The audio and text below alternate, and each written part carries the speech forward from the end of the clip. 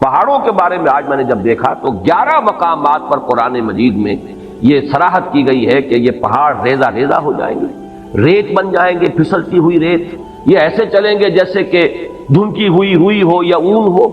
جیسے کہ بادل چلتے ہیں۔ اب یہ ظاہر بات ہے کہ یہ بادلوں کا تصور آج جتنا ہمیں ہے، وہ جس وقت یہ آیات نازل ہوئی تھی عام آدمی تصور نہیں کر سکتا تھا کہ بادل کی کیفیت کیا ہوتی ہے۔ نیچے سے تو بادل جو ہے سالڈ نظر آتا ہے، لیکن یہ کہ آج ہمیں معلوم ہے جب جہاز جب چیرتا ہے بادلوں کو اوپر چڑھتے ہوئے یا اترتے ہوئے تو اس کی کیفیت محسوس ہوتی ہے کہ یہ دھنکی ہوئی روئی کے مانند ہے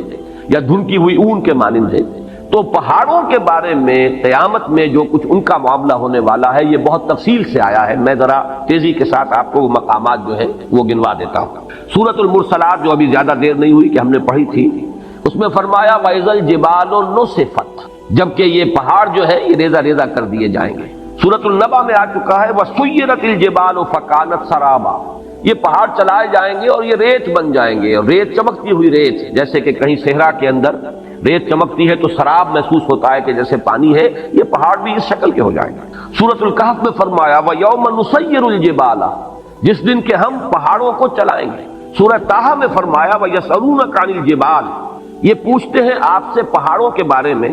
فَقُلْ يَنسِفُهَا رَبِّي نَسْفًا، کہہ دیجئے یہ پہاڑ تمہیں کو بڑی شے نظر آ رہے ہوں گے لیکن میرا رب تو ان کو ریزہ ریزہ کر دے گا۔ سورۃ النمل میں فرمایا وَتَرَى الْجِبَالَ تَحْسَبُهَا جَامِدَةً وَهِيَ تَمُرُّ مَرَّ السَّحَابِ، تم دیکھ رہے ہو پہاڑوں کو اور سمجھتے ہو بڑی ٹھوس چیز ہے، یہ تو بہت ہی مضبوط شے ہے، بڑی جامد شے ہے، جمی ہوئی شے ہے، اس کے کہیں جنبش کھانے کا کیا سوال، لیکن قیامت کے روز دیکھو گے کہ یہ جیسے بادل چلتے ہیں ایسے یہ پہاڑ چل رہے ہیں۔ سورۃ الطور میں فرمایا یوم تمور السماء مورا وتصیر الجبال سیرا، جس روز زمین کانپے گی، لرزے گی۔ یہ زلزلہ الساعہ جو ہے زمین کا کانپنا اور زمین پر ایک زلزلہ آنا، یہ تو بہت مرتبہ آیا ہے۔ وتصیر الجبال سیرا، اور چلیں گے یہ پہاڑ جیسے کہ چلتے ہیں، ایسے ہی نہیں، یعنی یہ کہ یہ کوئی محاورہ یا استعارہ نہیں ہے، بالفعل جیسے کہ چلا جاتا ہے، یہ مفعول مطلق ہے۔ اسی طرح سورۃ الواقعہ میں فرمایا اذا رجت الارض رجا وبست الجبال بسا،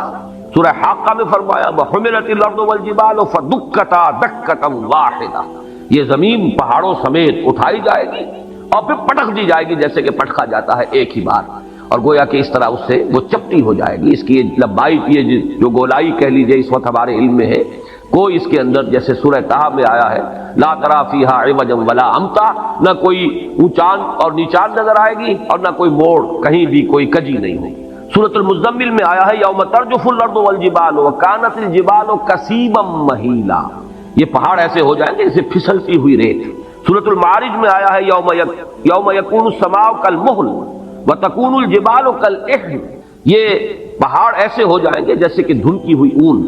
اور یہی پھر سورۃ القاریہ میں آگے چل کر آ جائے گا وَتَكُونُ الْجِبَالُ كَالْعِهْنِ الْمَنْفُوشِ، اون ایسی جو دھنک دی گئی ہو اور وہ بالکل جیسے دھنکی ہوئی روئی ہوتی ہے ایسے ہو جائے۔ یہ میرا خیال ہے کہ اس اعتبار سے کہ زمین پر جو چیزیں ہمارے مشاہدے میں آتی ہیں ان میں سب سے زیادہ ٹھوس اور سب سے زیادہ مرعوب کن شے جو ہے وہ یہ پہاڑ ہے، بڑے جمے ہوئے ڈٹے ہوئے، لیکن یہ کہ وہ قیامت کا زلزلہ اس کے احوال ایسے ہوں گے کہ یہ پہاڑ جو ہے ریزہ ریزہ ہو کر اور یہ چلیں گے جیسے کہ بادل چلتے ہیں یا جیسے کہ دھنکی ہوئی روئی، اور وہ اس کی کیفیت اختیار کر لیں۔ آگے چل کر سورۃ الفجر میں اس کا نقشہ جو کھینچا گیا ہے وہ اور بہت واضح ہے، اس کو چپٹا کر دیا جائے گا، بلکہ سورۃ الانشقاق میں بھی آیا ہے وَإِذَا الْأَرْضُ مُدَّتْ وَأَلْقَتْ مَا فِيهَا وَتَخَلَّتْ، گویا کہ جیسے کسی چیز کو کھینچ دیا جائے، اگر کوئی گیند ہو اور اس گیند کو آپ کھینچیں گے تو وہ چپٹی ہو جائے گی، اس کی گولائی ختم ہو جائے گی اور وہ لمبان کے اندر بڑھتی چلی جائے گی۔ وَإِذَا الْأَرْضُ مُدَّتْ وَأَلْقَتْ مَا فِيهَا وَتَخَلَّتْ، اب ظاہر بات ہے جب کسی ایسی شے کو کھینچا جائے گا تو اس کے بطن میں جو کچھ ہے اس کی اس موٹائی کے اندر وہ باہر نکل آئے گا۔ وَإِذَا الْأَرْضُ مُدَّتْ وَأَلْقَتْ مَا فِيهَا وَتَخَلَّتْ، جب زمین کو کھینچا جائے گا اور جو اس میں ہوگا اسے وہ باہر نکال کر خود خالی ہو جائے گی۔ سورۃ الفجر میں نقشہ کھینچا گیا ہے کہ جیسے کہ یہ پہاڑ اور یہ زمین کوٹ کوٹ کر ریزہ ریزہ کر کے برابر کر دی جائے گی، اور پھر یہیں پر وہ حشر کا میدان یہی ہوگا، قصہ زمین برسر زمین طے ہوگا، جو اعمال اس زمین پر کمائے گئے ہیں ان کا حساب کتاب یہی ہوگا۔ اور ایک خیال آتا ہے واللہ عالم، میں اسے کسی سوچی سمجھی رائے کا جو ہے اظہار نہیں کر رہا ہوں، لیکن ان تمام چیزوں کو جمع کیا جائے تو ہمیں معلوم ہے کہ زمین کا جو اصل نیوکلیس ہے وہ تو دہتا ہوا لاوا ہے، آگ ہے۔ اگر اس کو چپٹا کیا گیا تو اس کا نتیجہ ایک نکلتا ہے جو صاف سمجھ میں آتا ہے کہ یہ دونوں طرف جو ہے زمین ہوگی اور درمیان کے اندر جو ہے وہ اس کا دہتا ہوا لاوا جو ہے وہ ظاہر ہو جائے گا۔ اور ہو سکتا ہے کہ زمین کی جہنم جو ہے در حقیقت انسان کے لیے جو کچھ اس نے کمایا ہے اس زمین پر اس کا حساب کتاب بھی یہی ہو اور یہیں سے اس کی جہنم بھی برآمد ہو جائے۔ مجھے وہ لفظ یاد آ رہا ہے جو امام ابن تیمیہ رحمۃ اللہ علیہ فرمایا کرتے تھے جبکہ وہ جیل میں تھے اور انہیں وہاں ٹارچر کیا جاتا تھا، تکلیفیں دی جاتی تھیں، تو ایک جملہ ان کا آتا ہے کہ ان جنتی معی، میری جنت میرے ساتھ ہے، میرے دل میں جو اطمینان ہے اس کو تم ڈسٹرب نہیں کر سکتے، مجھے مار لو، ستا لو، جو کچھ کر سکتے ہو، جسم کے ساتھ کر سکتے ہو جو کچھ کر سکتے ہو، میرے دل اور میری روح جو ہے وہ تمہاری دسترس سے باہر ہے، اس کے ساتھ تم کچھ نہیں کر سکتے۔ میری جنت تو میرا وہ سکون ہے جو میرے اندر ہے، سکون قلب۔ یا ایتھا النفس المطمئنہ، اے نفس مطمئنہ، اے وہ جان جو پورے اطمینان اور سکون کے ساتھ دنیا میں اپنے پروردگار کے ساتھ لو لگا کر زندگی گزار کر آئی ہے اور اس نے بدلتے ہوئے حالات سے زیادہ تاثر قبول نہیں کیا ہے، کچھ آ گیا صبر کیا ہے، کچھ تکلیف آ گئی صبر کیا ہے، بڑے اطمینان کے ساتھ صبر و ثبات کا مظاہرہ کیا ہے، کچھ اللہ کی طرف سے آسانی اور کشادگی آ گئی، اللہ کا شکر ادا کیا، دونوں حالتوں میں یکساں۔ یہ کیفیت جو ہے یا ایتھا النفس المطمئنہ، تو اس نفس مطمئنہ کی جنت تو اس کے اندر موجود ہے، وہ اطمینان، وہ قلب، وہ سرور، وہ کیفیت جو حاصل ہوتی ہے اللہ کے ساتھ انس اور محبت، یہ ہے اصل جنت کے جو انسان کے اندر ہے۔ ان جنتی معی، میری جنت میرے ساتھ موجود ہے۔ اسی طریقے سے خیال ہوتا ہے کہ وَإِذَا الْأَرْضُ مُدَّتْ وَأَلْقَتْ مَا فِيهَا وَتَخَلَّتْ، اور وَدُكَّتِ الْأَرْضُ دَكًّا دَكًّا وَجَاءَ رَبُّكَ وَالْمَلَكُ صَفًّا صَفًّا وَجِيءَ يَوْمَئِذٍ بِجَهَنَّمَ۔ اب وہ جہنم بھی جو ہے اسی زمین کے شق ہونے سے اس کے اندر جو بھی کچھ ہے، جو آگ ہے اور جو لاوا ہے، وہی ہوگا کہ جو جہنم کی شکل اختیار کر لے، واللہ عالم۔ یہ صرف یہ کہ انتقال ذہنی جسے کہتے ہیں، اس کو کوئی تیقن کے ساتھ نہیں کہا جا سکتا ان باتوں کو، لیکن ان تمام چیزوں کو جب انسان سامنے پاتا ہے، اس پر غور کرتا ہے، تو معلوم ہوتا ہے کہ ان کے مابین ایک ربط و تعلق جو ہے منطقی اعتبار سے قائم ہوتا ہے۔ تو فرمایا وَإِذَا الْجِبَالُ سُيِّرَتْ، جبکہ یہ پہاڑ چلائے جائیں، وَإِذَا الْعِشَارُ عُطِّلَتْ، عشار جمع ہے عشرا کی، عشرا جو ہے اس اونٹنی کو کہتے ہیں جو گابن ہو، حاملہ ہو اور 10 مہینے اس کے حمل پر بیت چکے ہوں، گویا کہ وضع حمل قریب ہے۔ اب یہ چونکہ یہ صورتیں ابتدائی صورتیں ہیں اور ان کے پس منظر میں عرب کا خاص ماحول اور عرب کے احساسات، اہل عرب کے جو احساسات تھے، بادیہ نشینوں کی جو ان کی ویلیوز تھیں، جو ان کے اقدار تھے، جو ان کے سوچنے کے انداز تھے، وہ ان کے پس منظر میں ہے، اس لیے کہ وہی تو مخاطب اولین تھے ان آیات کے۔ عربوں کے ہاں سب سے بڑی دولت، جیسے کہ وہ آج بھی آپ کو معلوم ہے کہ ہمارے ہاں بلوچستان وغیرہ کے علاقے میں تو دولت کس شے کا نام ہے، مال کسے کہتے ہیں، بھیڑ بکریوں کا غلہ ہی مال، تو ان کے ہاں بھی یہی چیزیں تھیں اصل دولت، اور اونٹ ان میں بڑی قیمتی شے، اور ایسی اونٹنی کے جو گابن ہے جو اب بچہ دینے والی ہے، وہ تو پھر اس کے بعد دودھ بھی ملے گا، اور یہ کہ ایک اللہ تعالیٰ کی طرف سے احسان ہونے والا ہے، تو وہ انتہائی محبوب شے تھی، اس کی پوری وہ ٹہل اور سیوا کرتے تھے، حفاظت کرتے تھے، ایسے نہیں کہ ادھر ادھر کھلا چھوڑ دیں، اس کی پوری طریقے سے خدمت ہوتی تھی۔ تو وہ ہے عشرا، 10 مہینے جس کے ہو گئے، اور اشار اس کی جمع ہے۔ فرمایا وَإِذَا الْإِشَارُ عُطِّلَتْ، جبکہ وہ 10 ماہ کی حاملہ اور گابن اونٹنیاں جو ہے وہ ایسے ہی پھر رہی ہوں گی کہ ان کی طرف کسی کو کوئی توجہ نہیں ہوگی، جیسے کہ ان کی طرف کوئی التفات ہی نہیں، کسی کو ہوش ہی نہیں۔ یہ بالکل وہی نقشہ جو سورہ حج کے شروع میں کھینچا گیا، یوم تذہل کل مرضعۃ عما ارضعت وتضع کل ذات حمل حملها، جس دن دودھ پلانے والی مائیں بھول جائیں گی اپنے دودھ پیتے بچوں کو، یعنی انسان کے اندر جو عواطف ہیں، جو میلانات ہیں، جو احساسات و جذبات ہیں، ان میں ماں کی محبت اور اس کے اندر جو شدت ہوتی ہے جو اللہ نے رکھی ہے، اس کے بغیر کیسے پرورش ہو سکتی ہے بچوں کی؟ پھر یہ کہ خاص طور پر دودھ پیتا بچہ، اس کے لیے جو رحمت اور مودت اور شفقت اور عنایت اور التفات کی کیفیت ہے، لیکن یہ تذہل کل مرضعۃ عما ارضعت، جس کو دودھ پلاتی ہوگی بھول جائے گی۔ اور یہ نقشہ ہمارے ہاں آ چکا ہے، اوجڑی کیمپ کا جو حادثہ ہوا تھا، تو پنڈی کی جو خبریں آئی تھی راول پنڈی شہر کی، ان میں وہ چیزیں آئی تھی، آپ کو یاد ہوگا کہ مائیں چھوڑ گئی بچوں کو، بھول گئی اپنے بچوں کو، جب آتی ہے وہ دہشت کی کیفیت اور اپنی جان پر بنی ہوتی ہے تو پھر بھول جاتے ہیں، اور یہ گویا کہ کسی کے یعنی جذبات کے اندر یعنی محو ہو جانے کا اور اپنی کیفیت ہی کے اندر پوری طریقے سے کھو جانے کی آخری کیفیت ہے کہ ماں اپنے دودھ پیتے بچے کو بھول جائے، یہی کیفیت وہاں ہے۔ وَإِذَا الْإِشَارُ عُطِّلَتْ، جبکہ یہ 10 ماہ کی گابن اونٹنیاں بھی کھلی پھری ہوں گی، پھر رہی ہوں گی، کوئی ان کا والی وارث نہ ہوگا۔ وَإِذَا الْوُحُوشُ حُشِرَتْ، اور جبکہ درندے وحوش یہ جمع کر دیے جائیں گے۔ یہ بھی ایک عام مشاہدہ ہے کہ جب کوئی ایسی آفت عرضی آتی ہے کہ سب کو جان کے لالے پڑے ہو، تو یہ درندے جو ایک دوسرے کے دشمن ہیں وہ حیوانات، کہ ایک بکری اور شیر ہو سکتا ہے کہ وہ ساتھ ساتھ کھڑے ہوں اور بیٹھے ہوں اور وہ شیر بکری کو کچھ نہ کہہ رہا ہو۔ سیلاب کے زمانے میں عام مشاہدہ آتا ہے کہ سانپ نہایت زہریلے اور انسان ایک ہی تختے کے اوپر چلے آ رہے ہیں تیرتے ہوئے، اور سانپ جو ہے انسان کو نہیں کاٹ رہا اور نہ انسان سانپ کو کچھ کہہ رہا ہے، اس لیے کہ پڑی ہوئی ہے، اپنی جان پر بنی ہوئی ہے۔ تو وَإِذَا الْوُحُوشُ حُشِرَتْ، جب کہ یہ درندے جمع ہو جائیں گے، گویا کہ دہشت کا عالم ایسا ہوگا، صرف انسان ہی نہیں، حیوانات بھی اس کی شدت کو پوری طرح محسوس کر رہے ہوں گے، درندے بھی اس کی وجہ سے اس کیفیت میں ہوں گے کہ انہیں بس اپنی ہی فکر لگی ہوگی اور کسی جانب کوئی ہوش اور التفات نہیں ہوگا۔ وَإِذَا الْبِحَارُ سُجِّرَتْ، جیسا کہ میں نے عرض کیا تھا یہ آیت جو ہے اگلی صورت میں آئی ہے، وَإِذَا الْبِحَارُ فُجِّرَتْ۔ سجرت اور فجرت ایک ہی معنی ہے۔ تنور کو جب کہ بھڑکایا جاتا ہے تو آگ اس میں سے نکلتی ہے، تنور کے اوپر سے آ جاتی ہے، یہ ہے تفجیر کے اصل معنی۔ جبکہ یہ سمندر جو ہے ابلیں گے، اس میں بھی وہ بات جو میں نے ابھی عرض کی ہے، بات سمجھ میں آتی ہے کہ وہ لاوا جو زمین کے اندر ہے، اگر وہ اوپر آیا سطح کے قریب تو یہ تو گویا کہ ایسے ہی ہے کہ جیسے کسی بہت بڑی بھٹی کے اوپر جو ہے وہ ایک دیگ کے اندر پانی جو ہے بھرا ہوا ہو تو وہ تو ابلے گا، بری طرح ابلے گا۔ تو یہ سمندر جو ہے یہ ان کے نیچے اگر وہ زمین کا جو کور ہے زمین کا، اس میں اندر جو آگ ہے، جو لاوا ہے، جو حرارت ہے، وہ اگر اس زمین کے چپٹا ہونے کی وجہ سے اور اس کے کھینچے جانے کی وجہ سے وہ اوپر آئے گا تو گویا کہ سمندر جو ہے یہ تو ان کڑھاؤں کے مانند ہو جائیں گے جن میں پانی بھرا ہوا، ان کے نیچے آگ دہکا دی گئی۔ تو وہی کیفیت جو ہے وَإِذَا الْبِحَارُ سُجِّرَتْ وَإِذَا النُّفُوسُ زُوِّجَتْ، اور جب کہ جانوں کا جوڑ ملایا جائے گا یا جانیں گروہوں کی صورت میں تقسیم کی جائیں گی۔ اس زوِّجت کے دو معنی کیے گئے ہیں، ایک تو یہ کہ جان، ظاہر بات ہے کہ وہ جان تو نکل چکی ہوگی، انسان جب دفن ہوں گے تو ان کا جو بھی مادہ تخلیق ہے وہ تو زمین میں ہے، ہمارے تمام اجزاء تحلیل ہو کر زمین ہی میں ہوں گے،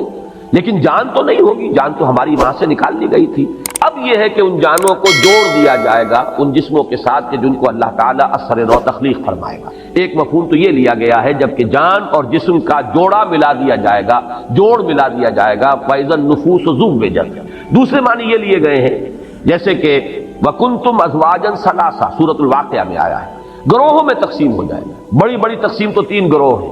ایک وہ ہے فَالسَّابِقُونَ السَّابِقُونَ أُولَٰئِكَ الْمُقَرَّبُونَ، وہ تو اللہ کے مقرب بندے ہیں، بہت آگے نکل جانے والے سابقون۔ ایک وہ ہے جو اصحاب الیمین ہے کامیاب ہو گئے ہیں داہنے والے، لیکن بہرحال اس درجے کو نہیں ہے۔ اور تیسرے اصحاب الشمال ہے، جہنمی ہیں جن کو سزا دی جائے گی۔ پھر یہ کہ ہر ایک کے اندر گروہ بندی ہوگی، جیسے کہ فرمایا ایک حدیث میں کہ جنت کے دروازے ہیں متعدد، کسی دروازے سے بلایا جائے گا ان کو جن کو خاص طور پر نماز کے ساتھ دلی محبت تھی، کسی دوسرے دروازے سے بلایا جائے گا باب الریان جن کو روزہ رکھنے کا خصوصی جو ہے ایک شغف تھا اور شوق تھا، تو تر و تازگی کا دروازہ ہے جنت کا، اس سے انہیں بلایا جائے گا۔ اور کسی کو صدقہ و خیرات سے زیادہ مناسبت تھی تو اس کا کوئی دروازہ اور ہوگا، وہاں سے بلایا جائے گا، آؤ اللہ کی راہ میں خرچ کرنے والے آؤ اس دروازے سے جنت میں داخل ہو جاؤ۔ تو یہ بھی تو مختلف گروہ ہو گئے۔ اور یہاں یہ نوٹ کر لیجیے، اس سے مراد فرض عبادات نہیں ہے، وہ تو سب کو کرنی ہے، فرض نمازیں سب کو پڑھنی، لیکن جن کو نفلی نمازوں کا، تہجد کا، اشراق کا، عشاء اور جو بھی نمازیں ہیں، چاشت ہے، اوابین ہے، جن کو اس سے خصوصی مناسبت ہے اور محبت ہے، ان کو ایک دروازے سے پکارا جائے گا۔ روزے جو ہے رمضان کے تو سب کو ہی رکھنے ہیں، لیکن یہ کہ نفلی روزوں کا جنہیں ذوق ہے اور شوق سے جو رکھتے ہیں ان کو دوسرے دروازے سے باب الریان کہا گیا، تر و تازگی کا، اور بڑا اس کے اندر مناسبت ہے اس کے نام کی، اس سے کہ روزے میں آدمی سوکھ سا جاتا ہے، ہونٹوں پر پپڑیاں آ جاتی ہیں اور ویسے بھی چہرہ سوکھ جاتا ہے، ڈی ہائیڈریشن ہوتی ہے، لہذا ان کو جس دروازے سے اندر جنت میں داخل ہونے کی دعوت دی جائے گی وہ باب الریان ہے، وہ تر و تازگی کا دروازہ ہے، اس لیے کہ وہ جو روزے کی خشکی کہہ لیجئے یا روزے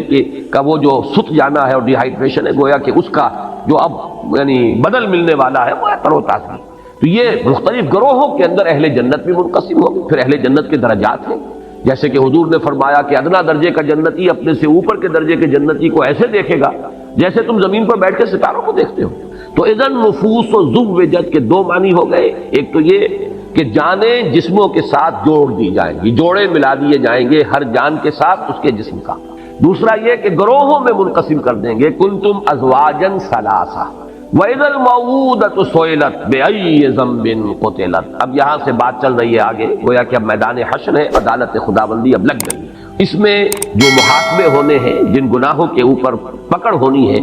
ان میں یہاں ایک بڑی جذباتی بات کا تذکرہ کیا جا رہا ہے۔ یہ وعد، وا اور حمزہ اور دال، وعد، اسی سے یہ جو اس کا مفعول ہے موعودہ، وہ بچی جو زندہ درگور کر دی گئی، جو عرب کا بدترین رواج تھا، بچیوں کو پیدا ہوتے ہی وہ گلا گھونٹ کر مارا، یا یہ کہ گڑھا کھودا اس میں ڈالا اور اس کے اوپر سے مٹی ڈال کر برابر کر دیا۔ یہ گویا کہ درندگی کا اور شقاوت کا اور انسان کی کہنا چاہیے کہ دل کی سختی کا یہ ایک انتہائی معاملہ ہے۔ خود اپنا لخت جگر ہو ایک شخص کا کہ اپنی اولاد ہے، لیکن یہ کہ اس اولاد کے ساتھ یہ حشر کرنا، کچھ اس وجہ سے بھی کرتے تھے، فقر کی وجہ سے، کہ پیٹ پالنے مشکل ہیں اور یہ پیٹ بڑھ رہے ہیں، ان کے منہ جو ہے جن میں کھانا ڈالنا ہے، چلو بیٹوں کو تو رکھو، بیٹیوں کو دفن کرو۔ ایک یہ کہ غیرت کا ایک بڑا ایک عجیب اور غلط جاہلی تصور تھا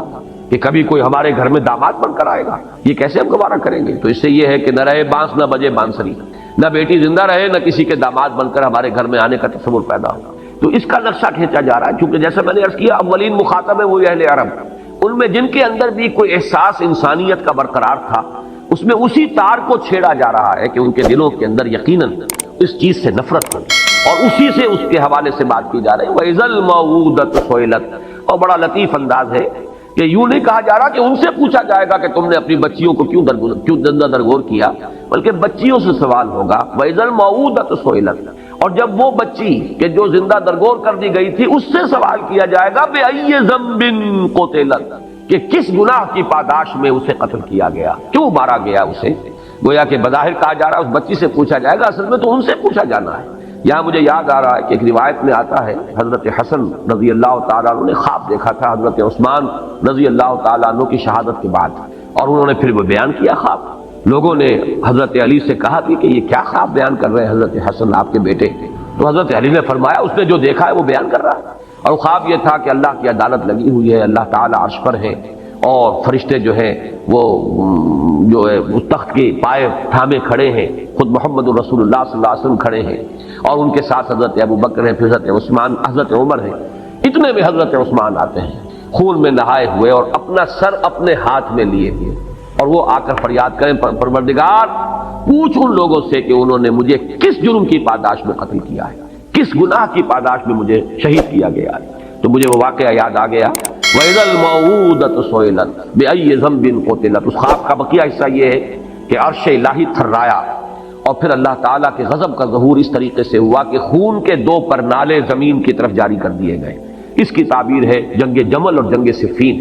وہ حضرت عثمان رضی اللہ تعالیٰ عنہ کی شہادت مظلومانہ جو ہے، یہ اللہ تعالیٰ کی طرف سے گویا کہ اس کی سزا ہے جو مسلمانوں کو ملی، کہ پھر 10,000 ایک جنگ کے اندر اور شاید 74,000 ایک جنگ کے اندر مسلمان جو ہے قتل ہوئے ہیں ایک دوسرے کی تلواروں اور تیروں سے۔ تو یہ دو خون کے پرنالے تھے جو عرش الہی سے زمین کی طرف جو ہے جاری کر دیے گئے۔ وَإِذَا الْمَوْءُودَةُ سُئِلَتْ بِأَيِّ ذَنبٍ قُتِلَتْ، اور جب کہ پوچھا جائے گا اس بچی سے جو زندہ دفن کر دی گئی تھی کہ کس گناہ کی پاداش میں اسے قتل کیا گیا۔ وَإِذَا الصُّحُفُ نُشِرَتْ، اور جب کہ صحیفے کھول دیے جائیں گے، واضح کر دیے جائیں گے، اعمال نامے، جس کا کہ نقشہ سورہ کہف میں جو کھینچا گیا ہے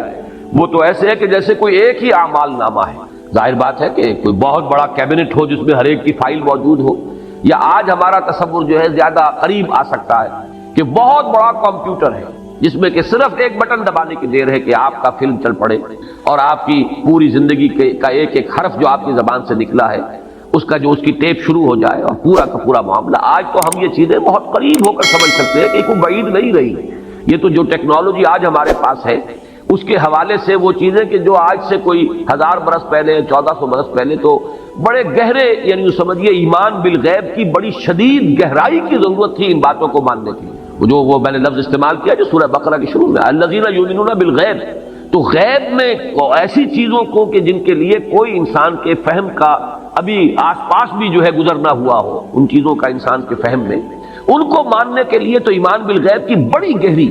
اور بڑی ہی سمجھیے کہ شدت کی ضرورت تھی کہ مانے کہ محمد اللہ کے رسول ہیں، جو فرما رہے ہیں وہ حق ہے۔ لیکن آج تو یہ چیزیں ہمارے سامنے کی چیزیں ہیں، گویا کہ کوئی اس کے اندر استبعاد ہی نہیں رہا، ان کا ماننا قطعاً مشکل نہیں رہا، اس لیے کہ بٹن کے سائز کے ٹیپ ریکارڈر موجود ہیں، آپ کے ساتھ آپ کو شخص گفتگو کرنے آیا ہے آپ کو پتہ بھی نہیں ہے، اور وہ اس کے ساتھ ریکارڈنگ بھی ہو رہی موجود ہے۔ اسی طریقے سے وَوَضِعَ الْكِتَابَ فَتَرَى الْمُجْرِمِينَ مُشْفِقِينَ مِمَّا فِيهِ وَيَقُولُونَ يَا وَيْلَتَنَا مَا لِهَذَا الْكِتَابِ لَا يُغَادِرُ صَغِيرَةً وَلَا كَبِيرَةً إِلَّا أَحْصَاهَا وَوَجَدُوا مَا عَمِلُوا حَاضِرًا۔ جب وہ اعمال نامہ لا کر رکھ دیا جائے گا تو پھر دیکھو گے کہ لوگ کانپ رہے ہوں گے، ڈر رہے ہوں گے، اور کہیں گے، پکار اٹھیں گے یہ کیسا اعمال نامہ ہے، اس نے تو کسی چھوٹی سی چھوٹی مائنیوٹ ڈیٹیل کو بھی اومٹ نہیں کیا، بڑی چیزیں بھی چھوٹی بھی سب موجود ہیں، جو کیا ہوگا اپنے سامنے موجود پائیں گے۔ ولا یظلم ربک احدا، اور تیرا رب کسی پر ظلم نہیں کرے گا، ان کے اپنے کرتوت ہوں گے۔ آگے ہم چل رہے ہیں، وہ صورت بھی آ جائے گی کہ جس شخص نے ذرہ برابر ذرے کے ہم وزن نیکی کمائی ہوگی وہ بھی سامنے پائے گا، اور ذرے کے ہم وزن جو ہے بدی کمائی ہوگی وہ بھی سامنے پائے گا۔ تو یہ جو اعمال نامہ ہے، فرمایا وَإِذَا الصُّحُفُ نُشِرَتْ، کھل جائے گا، حقیقت واضح ہو جائے گا۔ وَإِذَا السَّمَاءُ كُشِطَتْ، آسمان کی کھال کھینچ لی جائے گی، کاف اور شین اور طا، یہ مادہ آتا ہے کسی چیز کے اوپر سے اس کی چمڑے کو کھینچ لینا، چھلکے کو اتار لینا۔ تو یہ آسمان کے بارے میں یہ تصور، جیسا کہ میں نے عرض کیا کئی مرتبہ آیا ہے قرآن مجید میں، کہ جیسے کہ کوئی ایسی تبدیلی آئے گی کہ اس کے اندر سے سرخی پیدا ہو جائے گی، جیسے جانور کا جب کھال کھینچ لی جاتی ہے تو گوشت سرخ نظر آتا ہے، تو وردتن کا دہان کا لفظ آیا ہے سورہ رحمان میں، ایسے ہو جائے گا گلابی، جیسے کہ وہ تلچھٹ ہوتی ہے تانبے کی۔ تو یہ الفاظ آئے ہیں آسمان کے بارے میں۔ وَإِذَا السَّمَاءُ كُشِطَتْ وَإِذَا الْجَحِيمُ سُعِّرَتْ، اور جب جہنم کو خوب دہکایا جائے گا، جیسے بھٹی جو ہے وہ دہکائی جاتی ہے، دھوکی جاتی ہے، اس کی شدت جو ہے بڑھ جاتی ہے، ویسے تو جہنم میں پہلے ہی ہوگی، لیکن یہ کہ اس میں اور اس کے اندر ایک جوش و خروش کی کیفیت پیدا کی جائے گی۔ وَإِذَا الْجَنَّةُ أُزْلِفَتْ، ازلاف کے معنی کسی شے کو قریب لے آنا، اُزْلِفَتِ الْجَنَّةُ غیر بعید، وہ قریب لے آئی جائے گی اور کہیں دور نہیں ہوگی۔ تو یہ اگرچہ قریب ہوگی لیکن اور قریب آ جائے گی، آنکھوں کے سامنے آ جائے گی۔ اہل جنت جو ہے ان کے لیے گویا کہ تر و تازگی کا ایک پیغام۔ یہ سب ہے اس کا جو آخری بات جو میں عرض کر چکا ہوں، اس سب تمام فنومنا احوال قیامت۔ علمت نفس ما احضرت، جان لے گی ہر جان کہ کیا اس نے حاضر کیا ہے، کیا لے کر آیا ہے، کیا کمائی تھی، کیا اس کے اعمال تھے، کیا افعال تھے، زبان سے کیا کام لیا تھا، کیا اس سے کسی بھلائی کے پرچار کا کام لیا تھا یا اس سے برائیوں کے فروغ کا جو ہے اس کو ذریعہ بنا دیا تھا۔ ہر شے علمت نفس ما احضرت، یہاں آ کر فل سٹاپ لگ گیا ہے اس سورہ مبارکہ، لیکن در حقیقت یوں سمجھیے کہ اگلی سورت جو ہے اس میں یہ مضمون جو ہے گویا کہ اب پوری وسعت کے ساتھ سامنے آیا۔ وہاں یہ ہے کہ اذا سے جو آیات شروع ہوئی ہیں وہ 4، اذا السماء انفطرت واذا الكواكب انتصرت واذا البحار فجرت واذا القبور بعثرت علمت نفس ما قدمت واخرت۔ پھر یہ کہ نقشہ جو کھینچا گیا، تو گویا کہ یہ حصہ جو ہے اس سورہ مبارکہ کا نصف اول، اس کا مثنیٰ جو ہے وہ تو ہے سورۃ الانفطار۔ البتہ اب جو حصہ آ رہا ہے سورۃ الانفطار میں اس مضمون کا کوئی سراغ نہیں ملے گا آپ کو۔ معنوی طور پر تو نسبت ہو جائے گی کہ آخرت میں ناکامی کا سبب نمبر 1 وہ ہے نبوت و رسالت کا انکار، اس کا تذکرہ ہو رہا ہے۔ اب وحی کو کہانت قرار دینے والوں سے اب گفتگو ہوگی۔ دوسرا سبب کیا ہے؟ آخرت کا انکار، بھائی مانا کہ اللہ بڑا، یعنی جزا و سزا کا انکار، آخرت کا تو انکار نہیں لیکن جزا و سزا کا انکار۔ اللہ تو بڑا کریم ہے، بڑا ہی نکتہ نواز ہے، بہت ہی شان غفاری جو ہے اس کے حوالے سے آدمی کا دھوکہ کھا۔ اس معنی میں تو ربط ہے، لیکن یہ کہ یہ مضمون اپنی جگہ پر نہایت اہم مضامین میں سے قرآن مجید کے جو اب یہاں سے شروع ہو رہا ہے، فلا اقسم بالخنس الجوار الکنس واللیل اذا عسعس والصبح اذا تنفس انہ لقول رسول کریم۔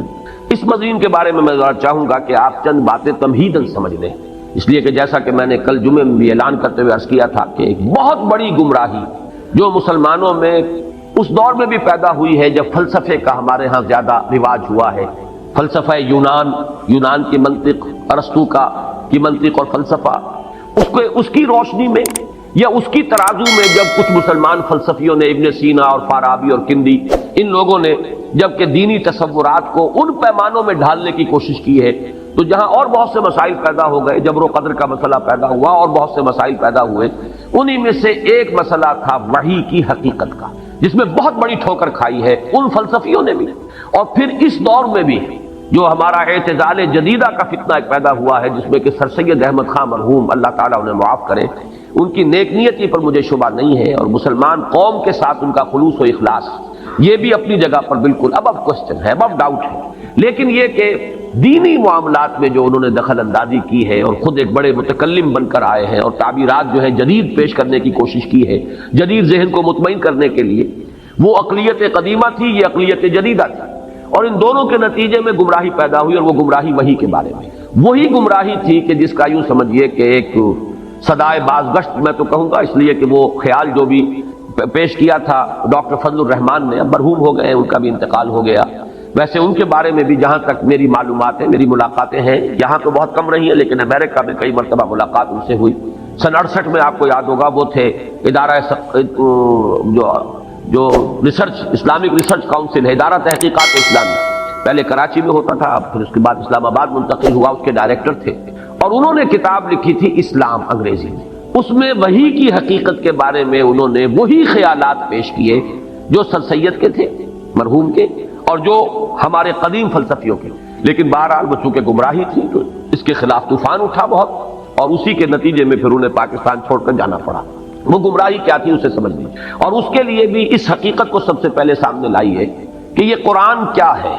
یہ حدیث اللہ ہے، اللہ کی حدیث۔ ایک ہے حدیث رسول، حضور کا فرمان، حضور کا قول، حدیث رسول۔ اس کے راوی اول کون ہوں گے؟ صحابی۔ راوی دوم پھر جو تابعی ہیں، وہ راویوں کا سلسلہ چلے گا یہاں تک کہ محدثین جو بڑے بڑے ہیں ان تک وہ راویوں کی جو ہے ایک سند کا سلسلہ جو ہے وہ چین وہاں تک پہنچے گی۔ پھر بلکہ ہمارے ہاں تو جو بھی علم حدیث کی تعلیم اور تدریس جس طور پر ہوتی ہے تو ہر محدث جو ہے وہ اپنی سند بیان کرتا ہے، میرا استاد، اس کا استاد فلاں، اس کا استاد فلاں، اس نے اس سے یہ حدیث کا فن سیکھا ہے، اس نے اس سے حدیث کا فن سیکھا ہے، وہ امام بخاری تک پہنچا دیں گے، اور پھر امام بخاری کی جو سند ہے خود محمد الرسول اللہ صلی اللہ علیہ وسلم تک، وہ تو خود بخاری کے اندر موجود ہے، ہر روایت کے ساتھ موجود ہے۔ تو سند کی بڑی اہمیت ہے حدیث کے ذمہ، اور سند میں جو راوی آتے ہیں ان راویوں کا ایک تو یہ ثبوت ملنا چاہیے کہ وہ ہم عصر تھے۔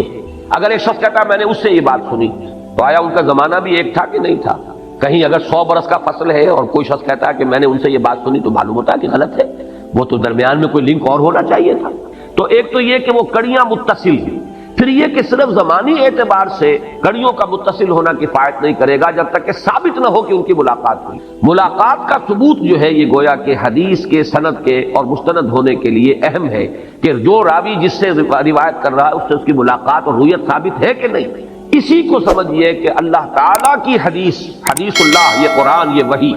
اس کے راوی اول ہے حضرت جبرائیل علیہ السلام، اور راوی دوم ہے محمد الرسول اللہ صلی اللہ علیہ وسلم۔ پہلے تو سورہ حج کی جو آخری رکوع ہے اس میں جو مضمون آیا ہے میں اس کا حوالہ بھی دینا چاہتا ہوں کہ ان دونوں کو کڑیوں کو جمع کیا گیا ہے ایک آیت میں، اللہ یصطفی من الملائکۃ رسلا ومن الناس، اللہ پسند فرما لیتا ہے، چن لیتا ہے فرشتوں میں سے بھی اپنے رسول، رسول کے معنی ہے ایلچی، پیغامبر، بھیجا ہوا، ارسل یرسل ارسالا سے کسی کو بھیجنا پیغام دے کر، جو بھیجا گیا وہ رسول ہے، مرسل بھی کہیں گے اسے جو بھیجا گیا، اور رسول بھی کہیں گے۔ تو رسول چن لیتا ہے اللہ، پسند فرما لیتا ہے فرشتوں میں سے بھی، اللہ یصطفی من الملائکۃ رسلا ومن الناس، اور لوگوں میں سے بھی۔ گویا کہ انسانوں تک اپنا پیغام ہدایت پہنچانے کے لیے اللہ تعالیٰ پہلے چنتا ہے فرشتوں میں سے ایک پیغامبر، وہ ہے حضرت جبرائیل علیہ السلام۔ پھر نمبر 2 انسانوں میں سے ایک پیغامبر، وہ مختلف رہے، کبھی نوح ہے، کبھی ہود ہے، کبھی عاد، کبھی حضرت صالح ہے، کبھی اور حضرت شعیب ہے، ابراہیم ہے، موسیٰ ہے، عیسیٰ ہے، یہاں تک کہ محمد الرسول اللہ ہے۔ تو یہ جو حدیث اللہ ہے قرآن مجید، اس کے راوی اول حضرت جبرائیل علیہ السلام، راوی دوم محمد الرسول اللہ صلی اللہ علیہ وسلم۔ حضور سے تو اب متصل ہے، سب کو معلوم ہے، حضور نے قرآن پڑھایا، صحابہ کو یاد کرا دیا، اس کا مذاکرہ کیا، 2 مرتبہ حضرت جبرائیل سے مذاکرہ ہوا ہے آخری رمضان میں محمد الرسول اللہ صلی اللہ علیہ وسلم کا، اور سینکڑوں بلکہ شاید ہزاروں کی تعداد میں جو ہے حفاظ تیار ہو چکے تھے، اس لیے کہ سینکڑوں تو شہید ہوئے ہیں جنگ یمامہ میں ایک جنگ کے اندر۔ اس اعتبار سے اسی وقت پھر یہ ضرورت محسوس ہوئی کہ قرآن مجید کو ایک کتاب کی شکل میں بھی جمع کر لیا جائے، کہیں اگر حفاظ اسی طریقے سے شہید ہوتے رہے تو قرآن جو ہے کہیں گم نہ ہو جائے، ضائع نہ ہو جائے، لہذا اس کو مابین الدفتین، ایک کتاب کی شکل میں، یہ 2 گتوں کے مابین ایک کتاب کی صورت میں بھی جمع کیا جائے۔ حضور کے زمانے میں، حضور کے اپنے حیات طیبہ کے دوران مصحف جو ہے اس شکل میں موجود نہیں تھا۔ حضرت ابوبکر کے دور خلافت میں یہ مسئلہ پیش آیا، یہ سارے مسائل میں بیان کر چکا ہوں سورہ قیامہ کے درس کے ضمن میں، ان علینا جمعہ وقرآن، اس کا جمع کرنا، پڑھوانا ہمارے ذمہ ہے۔ اللہ نے وہ اپنی ذمہ داری پوری کی، لوگوں کے سینوں میں تو جمع ہو چکا تھا، سینہ محمدی صلی اللہ علیہ وسلم میں جمع تھا، پھر صحابہ کرام کے سینوں میں منتقل ہوا، جمع ہو گیا، لیکن کتابی شکل میں حضرت ابوبکر کے زمانے میں جمع ہو گیا۔ تو یہ جو قرآن مجید ہے اس کا آگے تو اب سلسلہ بالکل یوں سمجھیے متواتر ہے، اتنی شہادتیں ہیں، یہ وہی ٹیکسٹ ہے جو محمد الرسول اللہ صلی اللہ علیہ وسلم نے امت کو دیا کہ دشمن بھی مانتے ہیں، کوئی شک و شبے کی گنجائش نہیں، تسلیم کیا جاتا ہے دنیا میں کوئی کتاب اتنے پیور ٹیکسٹ کے ساتھ موجود نہیں ہے جتنی یہ قرآن مجید، مذہبی کتابوں میں تو کوئی بھی نہیں ہے، باقی کوئی کتاب تورات کے بارے میں کوئی یہودی دعویٰ نہیں کر سکتا کہ یہ تحریف سے یہ خالی، یہ غلطیوں سے خالی، اس لیے کہ اصل تورات تو گم ہو گئی تھی حضرت مسیح علیہ السلام سے کوئی 600 برس قبل نبوکڈنضر نے جب حملہ کیا تھا بیبلونیا کے بادشاہ نے یروشلم پر، اور اینٹ سے اینٹ بجا دی تھی اور 6 لاکھ یہودیوں کو قتل کیا تھا، 6 لاکھ کو قیدی بنا کر لے گیا تھا، ہیکل سلیمانی مسمار کر دیا تھا، اس کے بعد سے وہ اصل تورات دنیا میں نہیں ہے، اصل انجیل نہیں ہے، اس لیے کہ اصل انجیل یا عبرانی میں ہو سکتی تھی یا سریانی میں ہو سکتی تھی۔ حضرت مسیح علیہ السلام کی زبان آپ کے زمانے میں، آپ شام میں رہے، ساری زندگی جو بھی تھی وہیں آپ نے بتائی،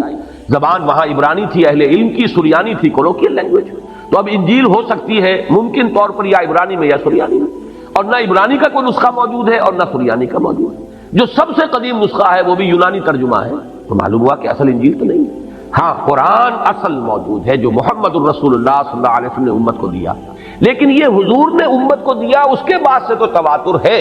اور بلا شک و شبہ ہے۔ سوال یہ ہے کہ یہ جو پہلے 2 راوی ہیں ان کی ملاقات بھی ثابت ہے کہ نہیں، یہ ہے وہ اہم مسئلہ، اور یہ بات جان لیجئے میں نے کئی مرتبہ یہ بات اصول کے طور پر بیان کی ہے کہ اہم مسائل قرآن مجید میں 2 جگہ ضرور آتے ہیں، کم سے کم 2 جگہ، ویسے تو یہ کہ بار بار بھی آئیں گے، کم سے کم 2 مرتبہ، اور نمبر 2 یہ کہ ترتیب ان میں اکثر جو ہے ریسیپروکل ہو جاتی، عکسی ہو جاتی ہے، ایک جگہ پر پہلے جو چیز آئی ہے دوسری جگہ پر وہ بعد میں آئے گی، پہلی جگہ پر جو چیز بعد میں آئی ہے دوسری جگہ پر وہ پہلے آ جائے گی، عکسی ترتیب عام طور پر، باقی یہ اصول اپنی جگہ پر ہے کہ 2 جگہ پر آپ کو اہم مضامین ملیں گے، اس حوالے سے نوٹ کر لیجئے۔ اور عجیب بات ہے ترتیب کے علاوہ تعداد آیات، 15 آیات ہیں سورہ نجم کی، 1 آیت سے لے کر اور 15ویں آیت تک، آیت نمبر 1 سے آیت نمبر 15 تک، 15 ہی آیتیں ہیں یہ سورہ تکویر کی، آیت نمبر 15 سے لے کر آیت نمبر 29 تک، ان دونوں کا مضمون ایک ہے لیکن ترتیب آپ کو جدا ملے گی۔ مضمون کیا ہے؟ حضور کی رویت، جبرائیل علیہ السلام کی، ان کی اصل ملکی شکل میں رویت۔ دیکھیے اب میں آپ کو بتا دوں گمراہی کیا ہے۔ اہل عقل یا عقل پرست جن کو کہا جائے، اہل عقل تو اللہ تعالی ہم سب کو بنائے، سب عاقل ہو اور عقل سے کام لیں، لیکن ایک لوگ ہوتے ہیں جو عقل پرست ہو جاتے ہیں، طے کر لیتے ہیں جو بات جو ہے ہمارے عقل کے لیے قابل قبول نہیں ہے وہ ہم نہیں مانیں گے۔ اس کو بھی نوٹ کیجئے، ایک ہے خلاف عقل، ایک ہے ورائے عقل۔ خلاف عقل شے کو تو ہم نہیں مانیں گے، لیکن ایک شے ہے ورائے عقل جو عقل کے دائرے سے دور ہے، عقل سے ماورا ہے، عقل سے آگے ہے۔ ظاہر بات ہے کہ عقل سے آگے اگر دین کی کوئی بات نہ ہو تو یؤمنون بالغیب کی ضرورت ہی نہیں۔ اللہ تعالیٰ کی ہستی، اس کے صفات کی مقدار، کیفیت و کمیت ہمارے عقل سے ماورا ہے۔ یہ مانتے ہیں ہے اللہ، یہ جانتے ہیں اللہ ہر چیز کو دیکھتا ہے، کیسے دیکھتا ہے یہ ہمیں نہیں معلوم، اللہ کی آنکھ ایسی ہے، وہ بھی کسی روشنی کا محتاج ہے کہ اس کے حوالے سے دیکھے، معاذ اللہ ثم معاذ اللہ، بس یہ معلوم ہے وہ دیکھتا ہے، بصیر ہے، لیکن اس سے آگے کیسے دیکھتا ہے ہمیں نہیں معلوم، یہ ورائے عقل ہے۔ یہ ہمیں معلوم ہے اللہ سنتا ہے، کیسے سنتا ہے؟ کیا اس کے بھی کان ہیں؟ کیا اسے بھی ساؤنڈ ویوز کی ضرورت ہے؟ وہ جا کر کان کے پردے کو چھیڑے اور وہاں سے پھر جو ہے وہ معلومات دماغ کو نہیں لے گی، معاذ اللہ ثم معاذ اللہ، جسم اور جسمانیت سے پاک۔ لہذا ہمیں کچھ پتہ نہیں کہ اللہ کیسے دیکھتا ہے، اللہ کیسے سنتا ہے، ہم یہ جانتے ہیں اللہ سنتا ہے، اللہ دیکھتا ہے، سمیع اور بصیر، تو یہ چیز ہے ورائے عقل، خلاف عقل نہیں ہے۔ تو لوگ جو عقل گزیدہ ہو جاتے ہیں، عقل پرست، وہ ورائے عقل چیزوں کی بھی ایسی تعبیر کرنے کی کوشش کرتے ہیں کہ جو عقل کے لیے قابل قبول ہو جائے، عقل کے پیمانے کے اندر آ جائے، اس محدود پیمانے کے اندر ان لامحدود حقائق کو بھی اتارنے کی کوشش، اس میں ظاہر بات ہے کہ پھر ٹھوکریں کھائی جاتی ہیں۔ اہل فلسفہ کی گمراہی کیا ہے؟ اللہ کو تو وہ مان لیتے ہیں، اس لیے کہ یہ تو ماننا پڑتا ہے، کوئی نہ کوئی علت العلل تو ہے نا، آخر کہیں سے تو آغاز ہے نا، کسی ایک ہستی کو تو ماننا پڑے گا۔ اسے آپ کہیں ورلڈ اسپرٹ، روح کائنات، اسے آپ کہیں وجود مطلق، دی ایبسولوٹ بینگ، کچھ بھی کہیں، جو بھی نام دیں اسے کچھ نہ کچھ ماننا پڑے، لہذا اس کو تو ایک ہستی، اس کو ماننا، یہ تو عقل سے جو ہے یہ گویا کہ ان کے نزدیک یہ عقل کے خلاف نہیں، اس کو تو مان لیا جائے گا۔ لیکن یہ فرشتہ کس بلا کا نام ہے اور جن کس بلا کا نام ہے؟ یہ چیز ان محدود پیمانوں کے اندر ان کے ذہنوں میں یہ بات نہیں ہوتی، لہذا توجیہ کرنی پڑتی ہے۔ فرشتہ، بس فرشتہ تو اصل میں قوائے فطرت کا نام ہے، فورسز آف دی نیچر۔ اب ایک ہے ثقل، یہ بھی ایک گویا کہ فرشتہ ہے، بجلی گویا کہ ایک فرشتہ ہے، یہ گویا کہ قواعد طبعیہ جو ہے انہی کو فرشتہ کہہ دیا گیا، ورنہ فرشتے کی کوئی اپنی خارجی اس کا وجود، کوئی اس کا تشخص نہیں ہے کہ اس کا کوئی شخصی وجود ہو، نہیں، بلکہ قواعد طبعیہ، فورسز آف دی نیچر کو فرشتے کہہ دیا گیا۔ جن کیا ہے؟ اجی کوئی علیحدہ مخلوق نہیں ہے، یہ خامخواہ مولویوں نے اس کا ڈھکوسلا بنا دیا ہے۔ جن تو کہتے ہیں مشتعل مزاج انسان، اکھڑ، لڑ پڑنے والے، تھوڑی سی بات کے اوپر مشتعل ہو جانے والے، کیونکہ مشتعل ہو جاتے ہیں وہ، لہذا کہہ دیا گیا کہ وہ آگ سے بنائے گئے ہیں۔ جیسے کہ ہم کہتے ہیں وہ فلاں غصے میں آگ بگولا ہو گیا، تو اسے آگ تھوڑا ہی ہو جاتا ہے، وہ انسان ہی رہتا ہے۔ یہ صرف ایک استعارہ ہے کہ ہم نے کہا وہ غصے میں آگ بگولا ہو گیا، ایسے ہی استعارتاً کہہ دیا گیا ہے کہ جن جو ہے وہ آگ سے پیدا کیے گئے، ورنہ وہ بھی انسان ہیں، انسانوں ہی میں سے جو اکھڑ قسم کے اور جو مشتعل مزاج لوگ ہیں ان کو جن کہہ دیا گیا۔ یہ ہے تعبیرات جنہوں نے کہ ایک بہت بڑا مسئلہ کھڑا کر دیا۔ اگر فرشتے کا کوئی خارجی وجود نہیں ہے، کوئی پرسونیفائڈ ایگزسٹنس نہیں ہے، تو پھر یہ وہی کون لے کر آئے؟ اب آپ کو معلوم ہے کہ ایمانیات ثلاثہ میں سے توحید، ایمان باللہ، پھر ایمان بالرسالت، ایمان بالآخرہ یا معاد، تو ایمان بالرسالت کی ساری بنیاد وہی پر قائم ہے۔ وہی مانے تو نبی کا سوال ہوا نا، وہی کو تسلیم کرے تو رسالت اور نبوت اور کتاب کا تصور سامنے آیا۔ وہی کی حقیقت ہے کہ جو سب سے بڑا مسئلہ بن گیا، جب فرشتہ کسی شے کا نام نہیں ہے تو یہ کہاں سے، کون ہے جو لایا؟ یہ جبریل امین کون ہے؟ یہ روح القدس کون ہے؟ یہ ہے اصل میں وہ سوال جس کا جواب انہوں نے یہ دیا۔ اب یہ نوٹ کیجئے، یہ میری بات نہیں ہے، یہ ان کا جواب ہے کہ اصل میں وہی ایک فوارے کے مانند، چشمے کے مانند قلب نبی سے ہی ابھرتا ہے، اندر ہی سے ایک چیز نکلتی ہے، اس کا ایک کانٹیکٹ ہو جاتا ہے ذات باری تعالیٰ کے ساتھ براہ راست، کوئی فرشتہ بیچ میں نہیں ہے، بلکہ قلب نبی کا ایک براہ راست ربط ہو جاتا ہے اللہ کے ساتھ۔ عقل کہیے کہ جو عقل ان کے 9 افلاک اور عقول عشرہ کا ایک تصور ہے، یہ باتیں بڑی زیادہ تفصیل میں نہیں جان سکتا، تو وہ جو ہے 10ویں عقل، اس عقل کے ساتھ ایک کانٹیکٹ ہو جاتا ہے عقل نبی یا اپنے رسول کا، اس سے اس کے قلب کے اندر ہی سے ایک فوارے کے مانند ابلتا ہے یہ چشمہ جس کا نام وحی ہے۔ لہذا یہ بھی کہا جا سکتا ہے کہ یہ کلام نبی کا اپنا کلام ہے، اور یہ بھی کہا جا سکتا ہے کہ یہ اللہ کا کلام ہے۔ یعنی دونوں امکانات فضل الرحمان نے بھی تسلیم کیے، دونوں امکانات سر سید احمد مرحوم نے بھی تسلیم کیے، لیکن بیچ میں سے نکالا جس کو ہے بیک بینی و دو گوش، کان پکڑ کر جسے نکال دیا، وہ حضرت جبرائیل ہے، معاذ اللہ ثم معاذ۔ سر سید کا تو شعر بھی ہے، جبریل امی قرآن با پیغام نمی خواہم، ہما گفتار معشوق است قرآن کے مندارم۔ میں کسی ایسے قرآن کا طالب نہیں ہوں، خریدار نہیں ہوں کہ جو جبریل امی لے کر آئے ہوں پیغام۔ میرے پاس جو قرآن ہے وہ تو میرے معشوق کا کلام ہے۔ اب معشوق یہ لفظ جو ہے دو ذو معنیین ہے، اللہ کو کہہ لیجیے، میرے محبوب کا کلام ہے۔ اگر آپ کو ہماری یہ ویڈیو پسند آئے تو ہمارے چینل کو لائک اور سبسکرائب کریں، شکریہ۔